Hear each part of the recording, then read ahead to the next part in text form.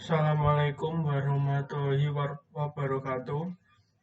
Perkenalkan, nama saya Rinaldi Indrawan dengan NIM A11.2019.12190. Di sini saya akan meran program saya di tugas data mining, tugas akhir. Nah, di sini saya membuat tugas akhir dengan tema analis sentimen Twitter tentang bully. Nah, di program saya ini untuk mendapatkan sebuah datasetnya, yang pertama saya menggunakan library yang bernama Tweepy. Library Tweepy ini dibuat di bahasa pemrograman Python yang biasanya digunakan untuk meng-scrap atau crawling tweets di Twitter. Yang kedua, saya ada library pandas, ada temp, ada text block, dan ada pandas plotting. Nah, ini tidak saya gunakan.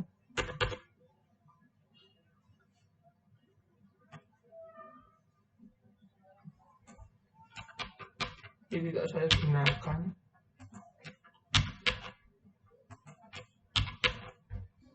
Nah, saya akan coba meran.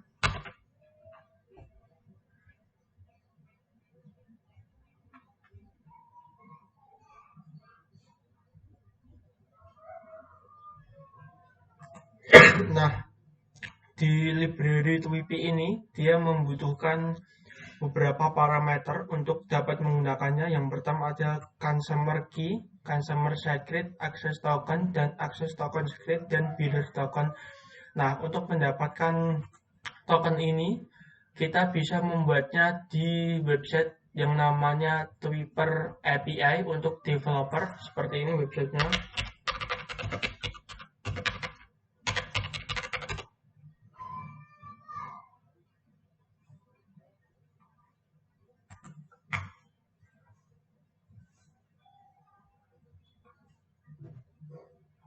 Nah, kita bisa untuk mendapatkan kode smart ini, kita bisa mendapatkannya di sini. Tinggal daftar saja, ikuti langkah-langkahnya. Nah, setelah mendapatkan ini, kode-kode ini semua, kemudian saya akan jalankan. Nah, kemudian kita akan menjalankan out-nya. Nah, out ini dia mengambil kode yang dari sini. Kita akan jalankan. Nah, yang selanjutnya yaitu saya akan menggunakan sebuah parameter yang bernama search_tweet yang diambil dari API ini. API ini mengambil dari sini. Nah, untuk key-nya, key itu mau keyword apa yang ingin dicari. Nah, saya ingin mencari bullying dengan bahasa Inggris dengan jumlah maksimalnya 200. Saya akan coba. Kita tunggu sebentar. Nah, setelah ini didapatkan, kemudian saya ambil data yang dari tweet ini dengan mengambil hanya username, user screen name, dan teks ini yaitu tweetnya. Saya coba. Kemudian setelah saya masukkan di data tweet ini, kemudian saya ubah menjadi sebuah data frame dengan data tweets ini mengambil dari sini, dan kolomnya username dan teksnya. Teks ini tweetnya. Saya coba.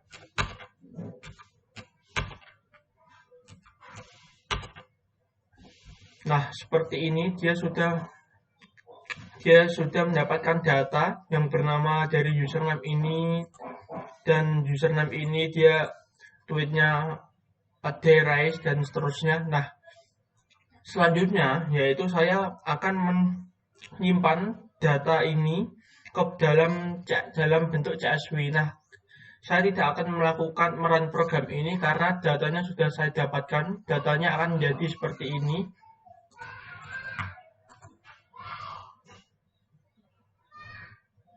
Nah, ini merupakan data yang sudah saya dapatkan di beberapa saat lalu, seperti ini datanya, berjumlah sekitar seratusan ini.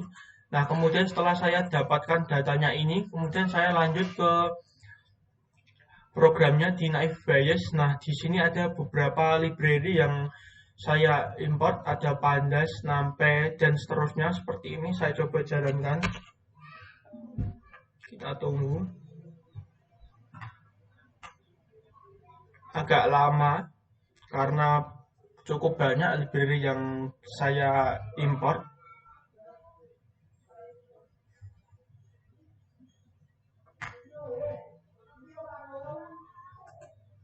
Kita tunggu.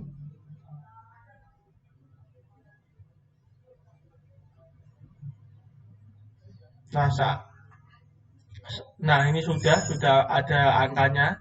Nah, kedua saya akan, nah ini PD set option display max 100, maksudnya yaitu kita akan menampilkan data semuanya maksimal itu 100 di data CSV-nya, walaupun datanya di sini misalnya berjumlah 1000. Nah, kalau kita men-set 100, dia yang tampil hanya 100 saja. Kita akan read CSV, yaitu dia akan membaca file CSV kita. File CSV ini kita akan jalankan. Nah, kita akan tampilkan. Nah, ini data yang dari sini, tweets ini saya coba tampilkan lagi. Nah, di sini guest jokes asset. Nah, di sini ada, kita sudah tampilkan. Nah, di tahap ini ini tahap opsional. Saya akan mengubah kolomnya ini menjadi lowercase semua, biar supaya nanti komputasinya berjalan lebih enak. Nah, di tahap pertama ini saya memberikan tahap yang bernama scaffolding, yaitu tahap ini merupakan tahap di mana saya mengubah kalimatnya yang ada di teks ini dan di username ini menjadi lowercase semua dengan menggunakan fungsi yang ada di Pandasnya bernama apply. Apply ini menerima parameter lambda x. Nah, saat dia tipenya string, dia akan otomatis dirubah menjadi lowercase dengan menggunakan fungsi str to lower. Apply ini sebuah fungsi untuk mengubah seluruh data yang ada di kolomnya ini. Dia akan dibuat sesuai dengan ketentuan kita. Saya akan bukakan dokumentasinya.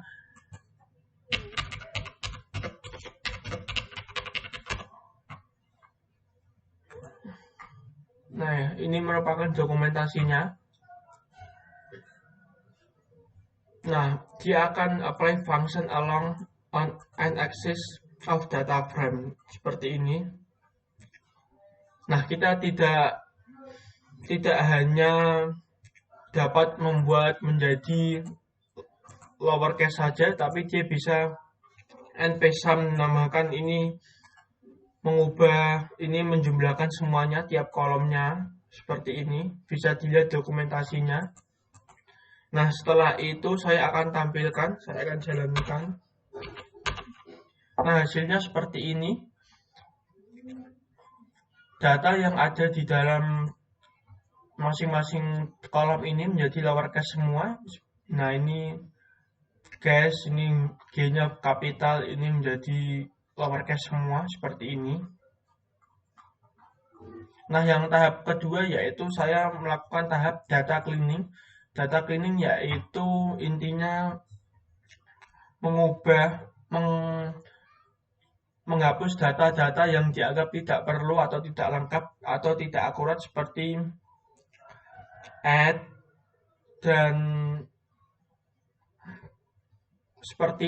tombol underscore yang tidak perlu, seperti simbol-simbol ini. Dia kalau nanti dikelola oleh Naif Bayes, dia tidak akan dibutuhkan, seperti emoticon ini, seperti tanda tanya, simbol-simbol seperti ini dia tidak akan digunakan. Saya menggunakan fungsi remove hashtag user dan lainnya akan mengambil sebuah nilai atau argumen teks. Nah, ini menggunakan sebuah fungsi regex di Python dengan seperti ini fungsinya. Saya coba jalankan. Nah, yang kedua yaitu data. Setelah saya menjalankan fungsi ini, saya akan seperti biasa saya akan mengapply dengan fungsi ini seperti ini.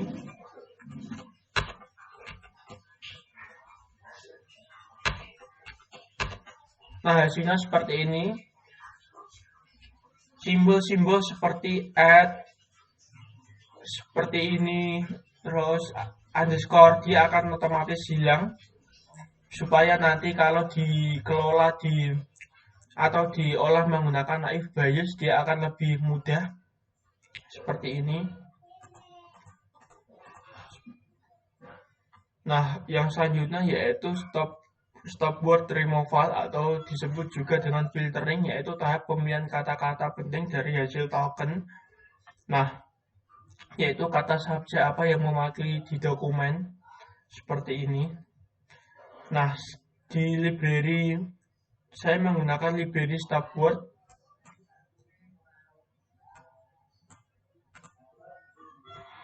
Di sini saya membuat sebuah fungsi stop word removal text. Ini Inggris, saya lupa mengganti, bukan Indonesia.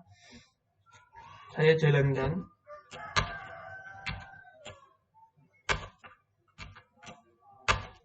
Seperti ini.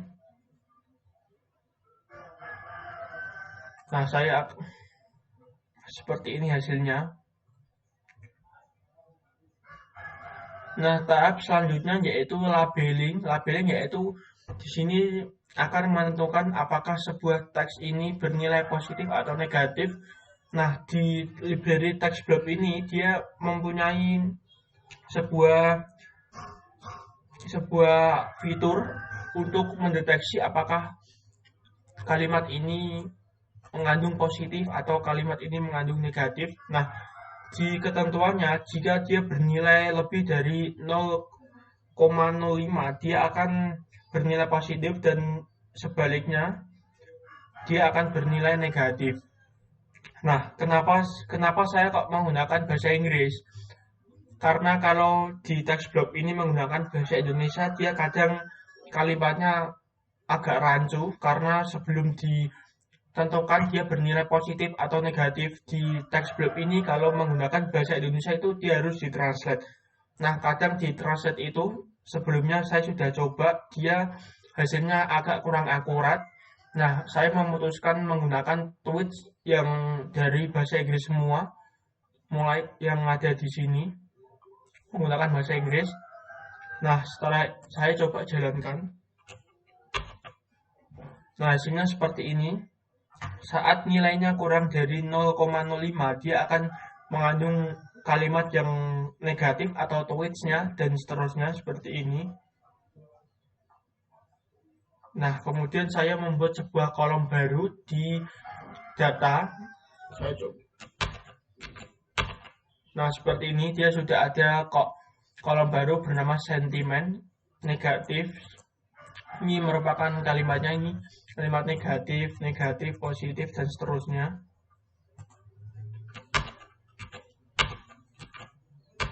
Ini saya menghitung jumlah data yang negatif ada 70, jumlah data yang positif ada 30. Ini saya cetak yang data positif, negatif.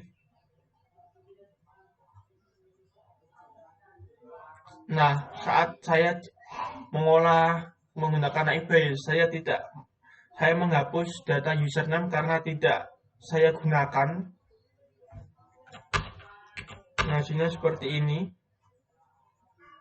Nah, kemudian saya menggunakan Naive Bayes classifier. Seperti ini, saya mengambil data X-nya teks dan Y-nya itu sentimen. Seperti ini. Kemudian saya bagi menggunakan trend test to split seperti ini. Saya coba lagi. Nah, kenapa sih kok saya menggunakan multinomial naive Bayes? Karena multinomial naive Bayes ini digunakan untuk klasifikasi teks. Di dokumentasinya ada.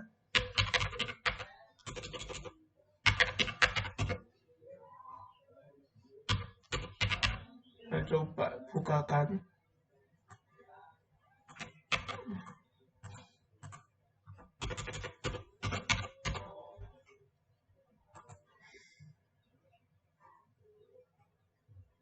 Nah, di sini dijelaskan dia untuk vortex klasifikasi dikhususkan untuk penggunaannya seperti ini, bisa dilihat di dokumentasinya. Nah, saya dapat beberapa jurnal dan saya search di Google, dia rata-rata menggunakan multinomial naive Bayes supaya dikhususkan untuk klasifikasi teksnya. Seperti saya coba. Nah, diperoleh akurasinya yaitu 76%. Kemudian saya menggunakan confusion metric. Hasilnya seperti ini. Kemudian saya coba untuk mengetes beberapa kalimat. Saya coba bully is good. Nah, kalimat ini dia mengandung negatif. Nah, coba saya coba lagi. Negatif. Nah, saya sebelumnya mohon maaf karena ini akurasinya hanya 70%, 76%. Kadang ada beberapa kalimat yang sebenarnya ini positif tapi dia dianggap negatif karena akurasinya tidak 100%. Coba saya lagi. Saya coba.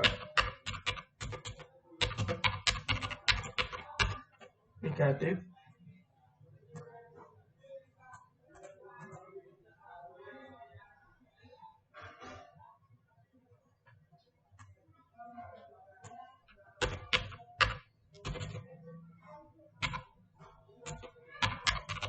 Saya coba negatif. Saya coba lagi. Saya coba.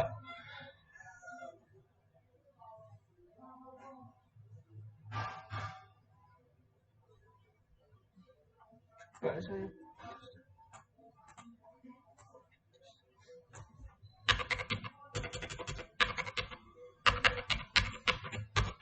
negatif.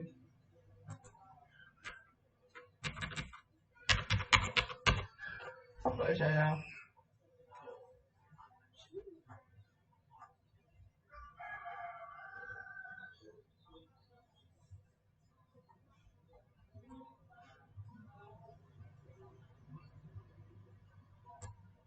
coba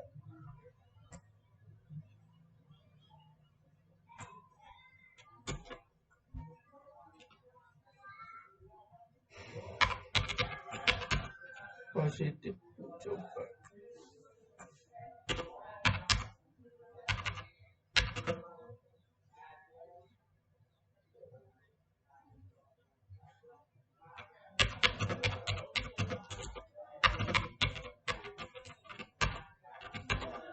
negatif.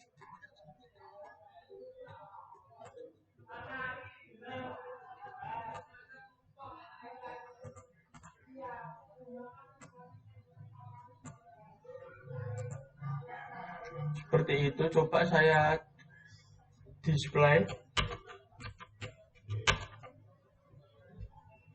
Nah, ini untuk visualisasinya seperti ini.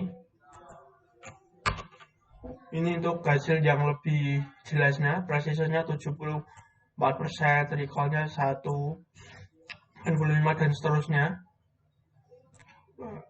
Coba saya tes kalimat.